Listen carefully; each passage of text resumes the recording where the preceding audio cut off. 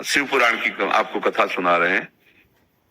एक चोर गया भगवान शिव के मंदिर में। अब वो बेचारे के पास खाने के लिए नहीं था, तो सोच रहा था क्या करूं, कैसे करूं। ये शिव पुराण की कथा है।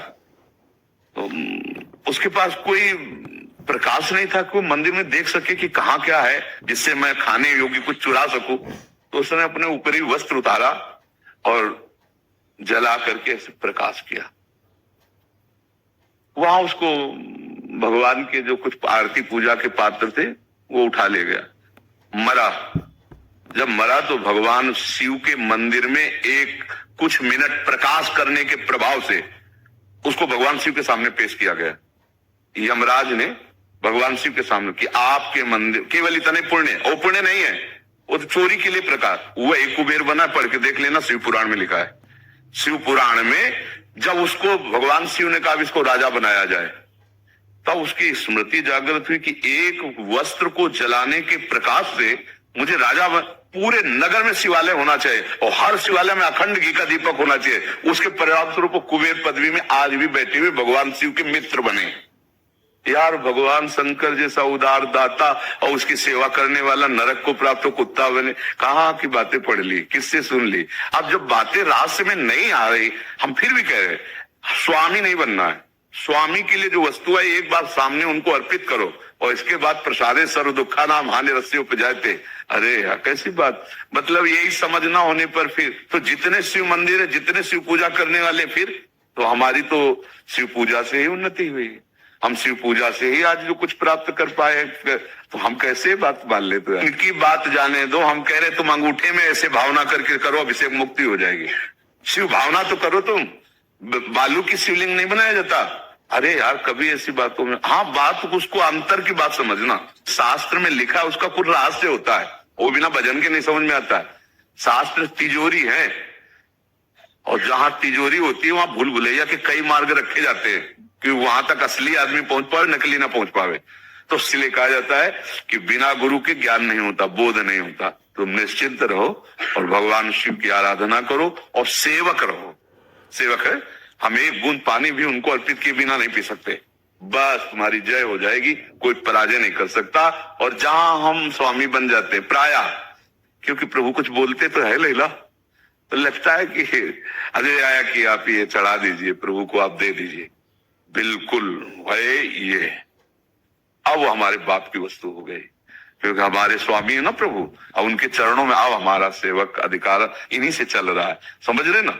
और आप तो कहीं किसी एक पवित्र जगह का नाम ले रहे हैं, हम तो काशी की बात कर रहे हैं जहाँ घर घर शिवालय है।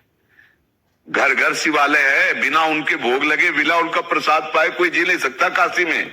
जैसे यहाँ कहीं भी भोग लगाओ जय जय श्री राधे बोलना पड़ेगा, महारानी जी का धाम है, ऐसे काशी भगवान शिव का घर है। कोई घर ऐसा नहीं जहाँ शिवालय ना हो, कोई घर ऐसा नहीं जो उनकी जूठन न खाता हो। फिर सब क्या होगा जो आप बोल रहे हो, अगर सब हो तो फिर क्या होगा। और हर को मोक्ष मिलेगा। काशी में प्रतिदिन ये होता, आज महादेव जी साक्षात आएंगे। सुबह से तैयारी हो जाती थी, आज महादेव जी आएंगे। घाट में ही रहते थे, पंडों की छतरी के नीचे तपती हुई धूप, तो घाट में धूप ऐसे ज्वाला सी लगती थी और छोटी सी छतरी, उसी के नीचे दोपहर रात्रि वहीं 2 बजे तक तो तपती थी फर्श। और 2 बजे के बाद स्नान करके महादेव जी विश्वनाथ जी पहुंच गए। बस रोज आज मिलेंगे, आज तो निश्चित मिलेंगे। एक दिन इतना आनंद था कि आज तो बस आ ही रहे हैं, ऐसा आ ही रहे हैं। जैसी भावना करोगे, जा पर जाकर सत्य सने हो, सो तो ही मिले न कुछ संदेह हो। भयंकर जटाओं का बोझा ऐसे, इतना बड़ा हाथ में त्रिशूल लिए, देखा दोपहर में नग्न पैर से आ गए। अब अपने जो जहां पागल हुए उसको दिखाई, साष्टांग दंडवत, मौन, कुछ बोले नहीं उससे। हम तो बस वैसे स्तब्ध, जैसे कोई जड़वत। बाद में विचार आया इसका मतलब क्या था। मैं ही मैं हूं, दूसरा कोई नहीं है। अलग से देख ली की भावना मत करो, कण कण में मैं विराजमान हूं। एक दिन भाई जी के प्रति बहुत आकर्षण जब था, तो एक स्वप्न देखा कि स्वप्न में हम भाई जी से पूछ रहे कि मुझे श्री कृष्ण की प्राप्ति कब होगी। इसके बाद की बात, भाई जी ने ऐसे चश्मा करके ऐसे देखा, राधा बाबा बगल में बैठे, और कहा जब श्री कृष्ण बन जाओगे तब श्री कृष्ण की प्राप्ति होगी। जगने पर, बहुत विचार करने पर फिर यह कि श्री कृष्ण बन जाओगे, भाई जी का तात्पर्य क्या था? तब समझ में आ गया, मन कृष्णाकार, बुद्धि कृष्णाकार, चित्त कृष्णाकार, अहम कृष्णाकार, तब कृष्ण साक्षात्कार हो गया। नित्य युक्तस्य योगिनः तस्याहं सुलभा पार्थ नित्य युक्तस्य योगिनः। नित्य युक्त हो गया जिसका चित्त प्रभु को छोड़कर किसी भी भोग भूमि में, किसी भी ऐश्वर्य में, किसी भी सिद्धि में, जैसे किसी को लगता है कि ये चमत्कार दिखाना, कोई भी चमत्कार दिखाना बहुत कठिन बात है। अगर भगवत दर्शन का लक्ष्य ना हो, भगवत प्राप्ति का लक्ष्य ना हो, तो कोई भी चमत्कार ऐसे करने में है कोई बहुत बड़ी बात मत समझ। बस ये है कि इधर अगर स्वीकार किया तो उधर गेट बंद हो जाएगा, इसीलिए पिट जाते हैं, गाली सुन लेते हैं महात्मा जन, लेकिन प्रयोग नहीं करते अपने भजन का, प्रभु के पास जाते हैं। ऐसा ना समझे ना कि वो चमत्कार पीछे घूमते हैं। केवल बस एक बात है कि अगर इधर लगे तो उधर का गेट बंद हो जाएगा। तो इतनी दुर्लभ बात बनने जा रही है, किसी को प्रमाणित करने के लिए कि हम महात्मा, हम भजनानंदी, हम चमत्कारी है, अपना गेट बंद करवा ले तो मूर्खता ही होगी ना। यहाँ क्या होगा? वाह वाह हो जाएगा, बस उसके आगे क्या होगा? फिर वही प्रपंच। तो ये जो ब्रज के महात्मा है, जो भगवत प्रेमी महात्मा है, जो भगवत प्राप्त करने वाले, ध्यान से सुनना, श्रीपाद कहे भजन को इससे नहीं तौला जाता कि करोड़पति बन गए तो भजन का लाभ बहुत मिल गया, या भजन शुरू किया तो तुम दरिद्र हो गए, बोले देखो भजन फला नहीं, जिस दिन से वृंदावन गए सत्संग सुना उसी दिन से सब चौपट हो गया। दोनों बातें समझना। महारंकत्वे वा परम विभवे सिंगे पे है। अगर रसिकों के संग का रंग चढ़ेगा तभी इस मार्ग में चल सकते हो, नहीं तो फिसलन ही फिसलन है। महारंकत्व हो सकता है जिस दिन से भजन शुरू करो उस दिन से शुरू हो जाए तुम्हारा पाप का संयोग जो पूर्व जमा हुआ है, क्योंकि नष्ट होकर अब तुम्हें भगवत प्राप्ति करानी है। कल एक साधक भारी रोग से ग्रसित, और वो बोला कि हमें लगता है कोई वैष्णव अपराध बन गया। क्यों? नहीं, ये शरीर में, अरे बावरेपन में हम कह रहे हैं शरीर रोग से ग्रसित है तो बुद्धि को तो स्वस्थ रख ले।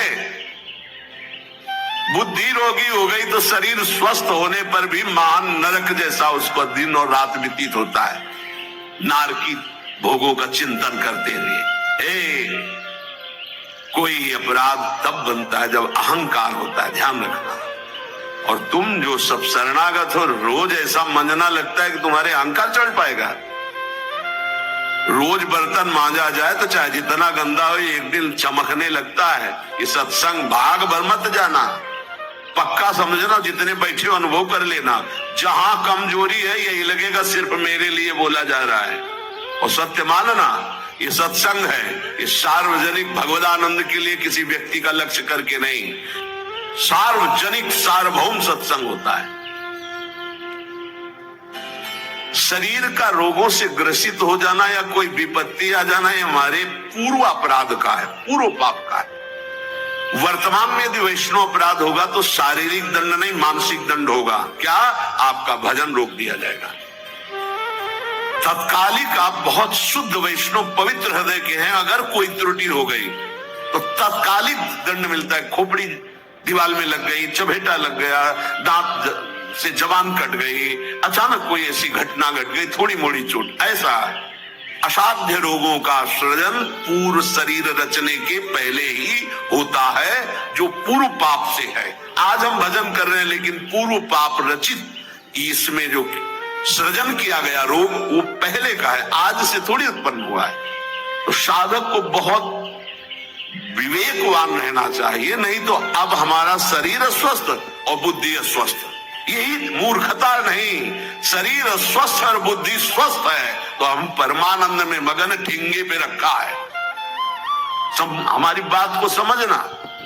हमारी बुद्धि भगवदाकार है तो पूरे शरीर में कीड़ा पड़े हो, गलता लगाओ तो कुछ फर्क नहीं है। और बुद्धि विषयाकार है तो चाहे एसी में बैठे हो जलोगे। देखा है। इन समस्याओं का समाधान करने के लिए ही अध्यात्म है। रुपया नहीं है, पद नहीं है। समस्त समस्याओं का समाधान अध्यात्म से होता है, विवेक से होता है।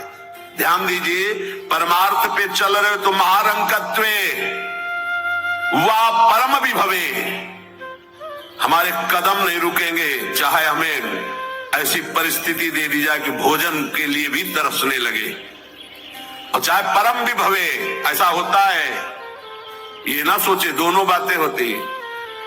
एक है चक्रवर्ती सम्राट अम्बरीश जी महाभागवत, और दूसरे चीदर चिदरानी जी महाभागवत, जिनके यहाँ अतिथि पीपाजी सीता सहचरी आते तो अंदर जाकर अपनी पत्नी से कहते कि आज तो बहुत बड़ा अनर्थ हो जाएगा। उनका क्यों भगवान? बोले बहुत बड़े संत अतिथि आए और आज हमारे पास कुछ नहीं है। जरा विचार करना, उनके घर में दरवाजे और खिड़की भी नहीं रह गई थी। क्यों? संत आते तो खिड़की बेचे आए, 4 मुट्ठी चावल उबाल कर उनको पवा दिए, दरवाजा बेचे। मिट्टी का पात्र था जिसमें रसोई अमनिया करते थे, कुछ नहीं रह गया था जो बेचा जा सके। एक वस्त्र शरीर में था चिदरानी जी के। उन्होंने कहा भगवान अतिथि भूखा नहीं जाएगा। पढ़ के देख लो भक्तमाल जी में श्री नाभा जी ने चरित्र लिखा, जो दिव्य दृष्टि संपन्न महापुरुष। कहा कैसे? बोले वस्त्र है ना कुछ तो बिक ही जाएगा, तो अतिथि को कुछ ना कुछ 4 मुट्ठी चना ही मिल जाएगा। अतिथि तो भूखा नहीं जाएगा, संत तो भूखे नहीं जाएंगे। और महाभागवत जिनके दर्शन करने द्वारिकाधीश के दिव्य दर्शन करके सीता सहचरी और पीपा जी आ रहे हैं, उनके दर्शन करने। स्थिति क्या है? खाने पीने की तो बात जाने दो, पहनने के लिए भी सीधे वस्त्र नहीं।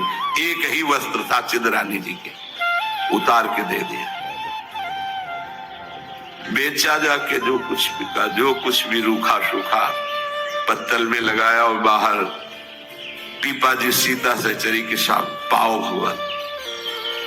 वो समझ गई, इससे महारानी थी बहुत प्रवीण, समझ गई कि भोजन देख के समझ गई कि स्थिति क्या, घर देख के उनकी वेशभूषा। तो उनका कि भक्तानी जी को भी बुलाओ, चारों बैठकर बातें जो भी है। वहां नहीं आप पाइए, वो तो रसोई में है। उनका फिर क्या होता, मैं रसोई से लिवा लाती हूँ। अब उनको अगर पीपा जी कहते तो शायद चीदर जी कहते कि आप रुक जाओ, लेकिन सीता सहचरी जी तो सीधे रसोई में गई तो दिगंबर बैठी थी। समझ गए, देखते अंदर घर का हाल देखकर उनको आंसू आ गए, क्योंकि महारानी रह चुकी है वो स्वयं तो परम वैराग्य से रहती थी, टाट लगा के। महारानी होते हुए भी टाट लगा करके भगवान की भक्ति में। सीता सहचरी जी बहुत ही ज्ञान संपन्न देवी, देखते ही उनको समझ में आ गया कि वो अकिंचनता की हद है इनके घर में, खाने के लिए दाना नहीं, कहीं कुछ नहीं। और तो उन्होंने कहा देवी तुम निर्वस्त्र कैसे बैठी हो? तब उन्होंने कहा अरे हमने सुना था आप द्वारिकाधीश के दर्शन करके आ रही, तो जब मिलेंगी तो रूप माधुरी का वर्णन करेंगी प्रभु की। क्या इस नासवान शरीर की चर्चा चला दी। जब पैदा हुआ था तो आभूषण और वस्त्र पहन के थोड़ी हुआ था, दिगंबरे हुआ था, और जब जाएगा तो जला दिया जाएगा। बीच में अगर दिगंबर है तो क्या फर्क पड़ता है। बाहर आई और पीपा जी से कहा इनकी निष्ठा के आगे हम लोग कुछ नहीं। उनको था कि राज सुखों का त्याग करके कष्ट पूर्वक भगवान का भजन करते हैं, ये अद्वितीय रहनी है। पर उन्होंने कहा जो चीदर चिदरानी जी की रहनी, उसके सामने हम कुछ नहीं है। पूरी स्थिति बताई तो पीपा जी कांप गए। ऐसी स्थिति देखो, महारंकत्वे अम्बरीश जी चक्रवर्ती सम्राट परम विभवे, ये भक्तों में दोनों स्थितियां पाई जाती। इन स्थितियों से भक्ति का कोई संबंध नहीं। ये पुण्य का संयोग बनता है तो महान वैभव संपन्न है, एक अकिंचन भाव से रह रहा है, नहीं है उसके पास, तो ये भक्ति से तुलना नहीं की जा सकती। इसकी भक्ति कमजोर है, इसके पास वैभव नहीं, उसकी भक्ति बहुत जोर है क्योंकि उसके पास वैभव नहीं। महारंकत्वे व परम विभवे, भक्ति से इसकी तुलना न की जाए कि उनकी भक्ति जोर की है, खूब सुख संपन्न है, और उनकी भक्ति रंग नहीं ला रहे, देखो खाने पीने की भी व्यवस्था नहीं, भक्ति का रंग अलग होता है। देखो चीदर चिदरानी जी और देखो अम्बरीश जी, दोनों महाभागवत, एक चक्रवर्ती सम्राट और एक खाने को भी नहीं, दोनों महाभागवत। ऐसे ही आप जब भक्ति के मार्ग में उतरे तो महारंकत्व हो सकता है, ऐसी परिस्थिति आ सकती है, हिम्मत मत हारिए। ये जरूर ध्यान रखिए कि अखिल विश्व ब्रह्मांड की रचना एक पलक झपकते जिस मालिक ने की उसका मैं दास हूं। इसी ठसक में नरसिंह मेहता जी का भात द्वारिकाधीश ने स्वयं भरा और सब जानते हैं सोने चांदी की वर्षा करवा दी। उनके लिए कोई दुर्लभ बात है क्या? वाह बहुतरे सुखे व दुखे, भक्ति मार्ग में चल रहे तो हो सकता है सुख विधान चालू हो जाए, हो सकता है दुख विधान चालू हो जाए। ये बीमारी, ये परेशानी, बहुत इसमें हिम्मती चाहिए और सत्संगी चाहिए, तभी आप निकल पाओगे, नहीं तो फिसल जाओगे पक्का। ये मार्ग परम पद का है, 84 लाख योनियों से मुक्त होना खिलवाड़ नहीं है। इस जेल से भागने के लिए कोई भी दरवाजा नहीं, एकमात्र मनुष्य देह, और मनुष्य देह सत्संग के द्वारा इससे निकल सकते हो, अन्यथा कोई उपाय नहीं। साधन को हरिभजन है, कह सत्संग सहाय। सुखेवा दुखेवा, बहुत हिम्मत, भारी से भारी सुख का विधान मिल सकता है, नाम मत छोड़ना, भजन मत छोड़ना कि हमारी पूर्ति हो गई, जो चाह मिल गया, फिर भी फंस जाओगे। और दुखेवा, अरे जब से भजन शुरू किया बड़ा दुख आना शुरू हो गया, नहीं, ये मार्ग की सुख दुख वृत्तियां, इनमें अपने परमार्थ को मत रोक देना, आगे बढ़ो। एक आगे ऐसा स्थान है जो सुख दुख दोनों से परे महान परमानंद स्वरूप है। ये छोटी छोटी वाटिकाएं हैं, कहीं सुख की कहीं दुख की, भ्रमित मत होना। यशस्वी बहुले था अपयशस्वी, हो सकता है तुम्हारा भजन ठीक चल रहा है, यश शुरू हो गया, और या हो सकता है अपयश शुरू हो गया, दोनों बातें, निंदा होने लगी। तो यश होने लगे तो उसमें खुशी नहीं मनानी, और अपयश होने लगे तो दुखी नहीं होना।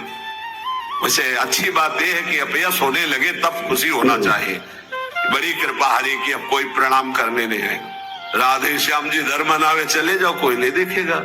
जब कबीरदास जी ने देखा कि बहुत यश हो रहा है तो संतों की युक्तियां होती। काशी की एक वैश्या के पास गए, वैश्या ने देखा कबीरदास जी आए, खड़े हो गए, प्रणाम किया। महाराज पहली प्रार्थना कि आप जल्दी यहां से निकल जाओ। उनका क्यों? अरे बोले इस गली में खड़े होने का मतलब है कि निंदा होना। आप महान संत हैं, आप यहाँ खड़े भी होंगे तो आपकी निंदा। हम बोले वही करवाने के लिए आए, हम निंदा करवाने के लिए आए, आप हमारा साथ देंगे? उनका भगवान आप आज्ञा करें, भला मैं नीच आपकी क्या सेवा कर सकती हूँ? बोले गले में हाथ डाल के पूरी काशी में घूमना है। बोले महाराज कोई पानी नहीं पूछेगा आपको। बोले यही चाहते हैं। बोले भी जैसी आपकी इच्छा।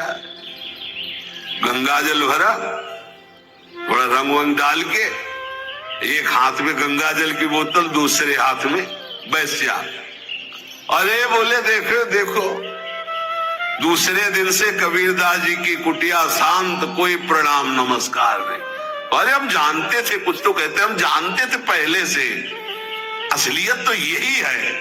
और कुछ कहते अभी कुछ तो गड़बड़ है, ऐसे महात्मा तो नहीं है। फिर भी जो कुछ श्रद्धा रखते थे वो इस बात से नहीं गए कि ठीक है अच्छे हैं पर ऐसा कैसे कर सकते हैं, छोड़ो यार। वहां कोई प्रणाम नहीं, बड़े चैन से भजन करने लगे। युक्तियां संतों की होती, पर वो युक्ति सिद्ध ही करे, जीना मुश्किल हो जाएगा अगर हिम्मत नहीं है, भगवत प्राप्त नहीं है। सिद्धों की बात है, उपद्रव न करे कि अब हम भी कुछ थोड़ा ऐसा कर, पिट जाओगे। हाँ, सिद्धों की बात अलग है। फिर राजा को अश्रद्धा हुई तो चमत्कार भी उनके जीवन में था ऐसा कि दिखाया, होश उड़ गए। तो कहा भगवान वो बोले वो जन साधारण की आंखों में धूल डालने के लिए बहुत एकत्रित हो गए, भजन में बड़ा विघ्न पड़ने लगा। यशस्वी बहुलेय था, अब यशस्वी। देख लो भक्ति का मार्ग, आप खिलवाड़ मत समझो। महारंकत्वे व परम विभवे, मेरे कदम नहीं रुकेंगे, चाहे भिखारी बना कर रखो, चाहे चक्रवर्ती राजा बना दो। बहुतरे सुखे व दुखे व, भारी सुख दे दो या भारी दुख दे दो, कदम नहीं रुकेंगे आपकी तरफ से। यशस्वी बहुलेय था, अपयशस्वी, चाहे यशस्वी बना दो चाहे निंदा कराने, खूब निंदा कराओ, हमें मार निंदा हो तो भी हमारा मार्ग नहीं रुकेगा। आगे मणौवा लोस्ट्रे, चाहे मणि दे दो और चाहे माटी के घरौंदे पे रखो, हमें कोई फर्क नहीं पड़ता। महलों में रखो चाहे झोपड़ी में वास दो। सुहृदे परम व द्वेष्यति, सब लोग हमें प्यार करें या सब हमसे द्वेष करें, कोई फर्क नहीं पड़ता, हम अपने मार्ग पर चलेंगे। समा दृष्टि नित्यम मम भवति वृंदावन जुषहा, मैं ऐसी सम दृष्टि रख के चलूंगा।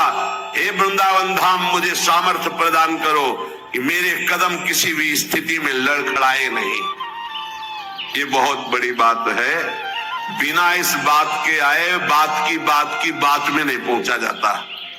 ये बहुत हिम्मत की बात है, ये शूरवीर का मार्ग है। दुख आवे या सुख, संपत्ति आवे या विपत्ति, यश आवे या अपयश, महलों में रखे चाहे झोपड़ी में, हर स्थिति में हमारी भक्ति में कभी नहीं होने वाली, ये निष्ठा रखे। यहाँ ऐसी भक्ति बहुत कम है, बहुत कम है। इसीलिए खूब सत्संग सुनो, जितना विश्वास दृढ़ करोगे उतनी भक्ति महान होगी। बिन विश्वास भगति नहीं ते बिन द्रवहि न राम, और राम कृपा बिन सपने जीवन लह विश्राम। इत ध्रुव जो विश्वास है तब ही सुधरे बात, ना तरु माया पंथ में फिरे जो टक्कर खात। और ये स्थिति समत्व की तभी आती जब इष्ट में ममत्व हो जाता है कि अब आपको नहीं छोड़ सकते, चाहे जो कुछ हो जाए प्रभु, चाहे जैसी परिस्थिति हो। संतों की वाणी, इष्ट में अपने सुदृढ़ अनन्यता हो जाना। राधा वल्लभ ध्यान धरोउर, राधा वल्लभ इष्ट हमारे, राधा वल्लभ नाम जपोनित, राधा वल्लभ ही में धारे। राधा वल्लभ जीवन है मम, राधा वल्लभ प्राण ते प्यारे, राधा वल्लभ नैन बसे, सरस माधुरी होत नहीं छिन न्यारे। परम संत श्री रसिक सरस माधुरी जी के राधा वल्लभ का ही नाम हमारी जिह्वा में और राधा वल्लभ का ध्यान हमारे हृदय में, क्योंकि इष्ट हमारे राधा वल्लभ। राधा वल्लभ का हृदय में ध्यान और मुख में नाम में आचार्य चरण भी आदेश करते हैं। सबसो हित निष्कामति श्री वृंदावन विश्राम श्री राधा वल्लभ लाल को हृदय ध्यान मुख नाम। जो आचार्य का है इष्ट उसके अधीन होते हैं, तो हर समय हमारे मुख से राधा वल्लभ राधा वल्लभ राधा वल्लभ। अब सेवक जी महाराज ने हा हरि राधा बा वृंदावन सा सहचरी हरिवंश नाम में चारों की उपस्थिति पाई, इसलिए आदेश करते हरिवंश नाम विसरे न चिन्ह, श्री हरिवंश सहाय बल, हरिवंश भरोसे भय निडर, नित गर्जत हरिवंश बल। इसलिए हम वृंदावन नित्य विहार रस के उपासक आचार्य की आज्ञा और सेवक जी की आज्ञा दोनों मिलाकर, इसलिए हम हर समय जपते रहते राधा वल्लभ श्री हरिवंश, राधा वल्लभ श्री हरिवंश। इष्ट से हमारा इतना अपनापन हो जाए कि शरीर की परिस्थिति, कल हम किसी उपासक से कह रहे थे कि एक बार 24 घंटे में बैठ करके विचार करो, तुम्हारी दोनों आंखें फूट जाए तो सोचो कैसा लगेगा। सोचो कैसा लगे, भय लगता है ना। तुम्हें कैंसर हो जाए तो कैसा लगेगा। अभी रिपोर्ट आ गई आपकी कैंसर है, बचने की संभावना है, अब कैसा लगेगा। किडनी फेल हो रही है, अब कैसा लगेगा। दिल में समस्या आ रही है, फेल होने वाला है, अब कैसा लगेगा। वो पहले ही सोच लो, पहले तैयारी कर लो, तो जब रिपोर्ट कभी आएगी तो तुम पहले ही तैयार रहोगे। और जब ये सोचोगे तो प्रियालाल से अपनापन जल्दी हो जाएगा कि यार सब धोखे का शरीर कभी छूट सकता है।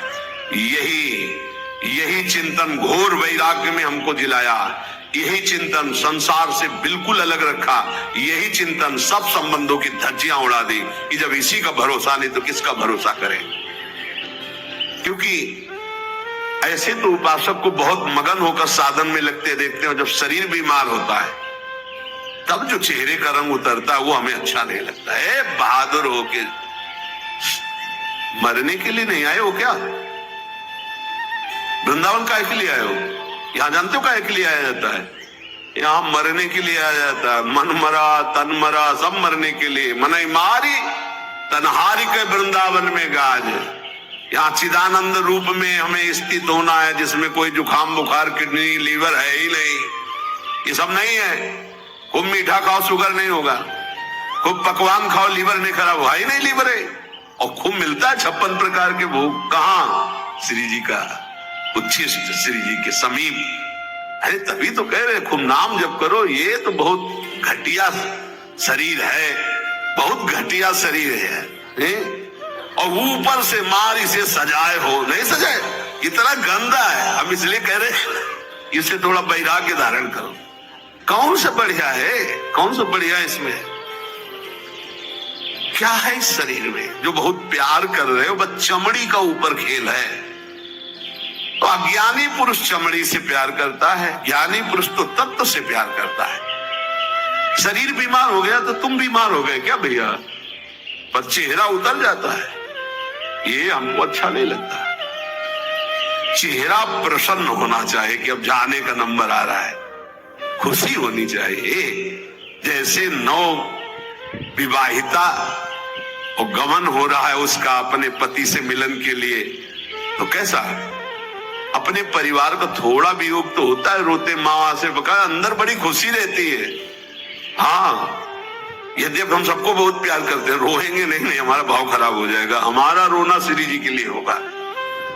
जब उपासक को देखते कि अमुक रोग और चेहरा उतर गया तो लगता है कि नहीं यार, सिंह का बच्चा नहीं है तू, प्रेमानंद का बच्चा होकर के तू उदास हो जाए।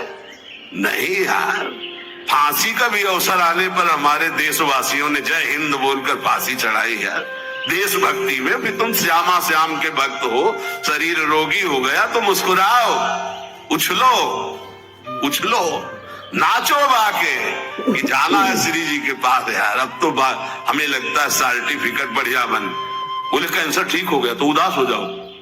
पास रोक दिया गया क्या कुछ दिनों के लिए? हम तो सोच रहे थे जल्दी मिलेंगे। ऐसा ही होना चाहिए। जब रोग बढ़े और जाने की बात आवे तो खुशी मनावे कि श्री जी के पास जाना है। लेकिन श्री जी के पास जाने के तो तुमने सोचा ही नहीं था, इसीलिए तुम उदास हो गए। इस सत्संग को समझो।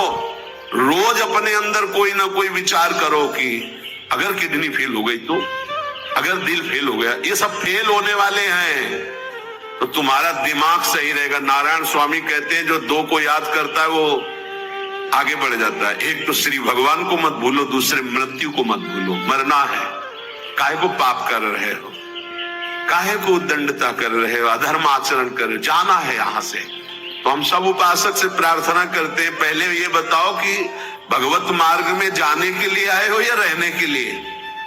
जाने के लिए आए हो ना। कहां? श्री जी के पास। तो अगर बुलावा कैंसर रूप में आए तो उदास क्यों हो रहे हो? कैंसर सर्टिफिकेट है श्री जी से मिलने की, किडनी फेल सर्टिफिकेट है।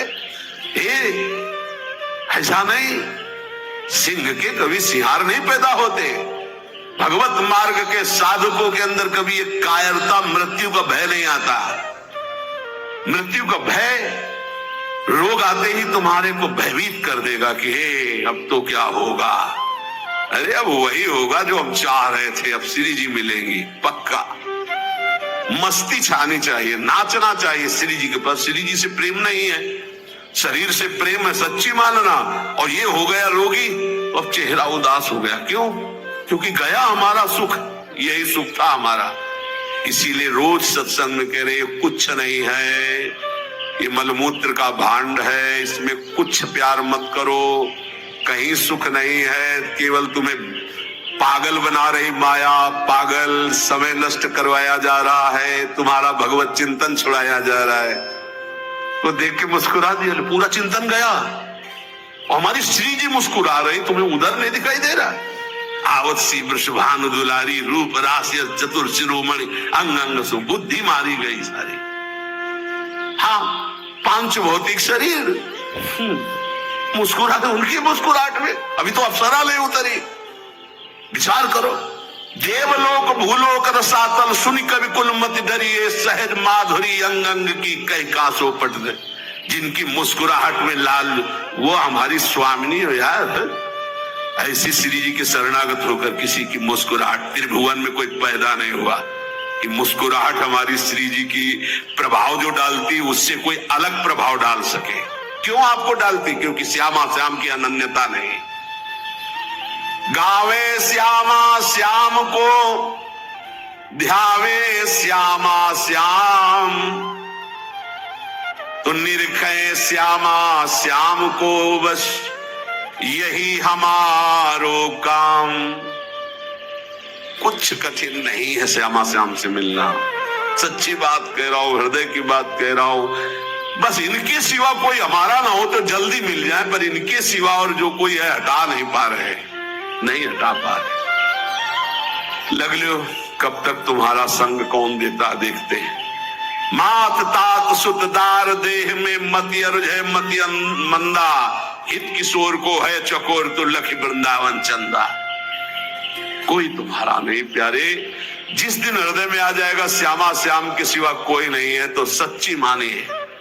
ये गलवैया दिए मुस्कुराते आपको, आकाश में देखोगे तो आकाश में, धरती में देखोगे तो धरती में, दसों दिशाओं में जिधर दृष्टि जाएगी यही आएगा, निहाल हो जाओगे। बहुत रिझवार ठाकुर है जुगल सरकार, बहुत रिझवार।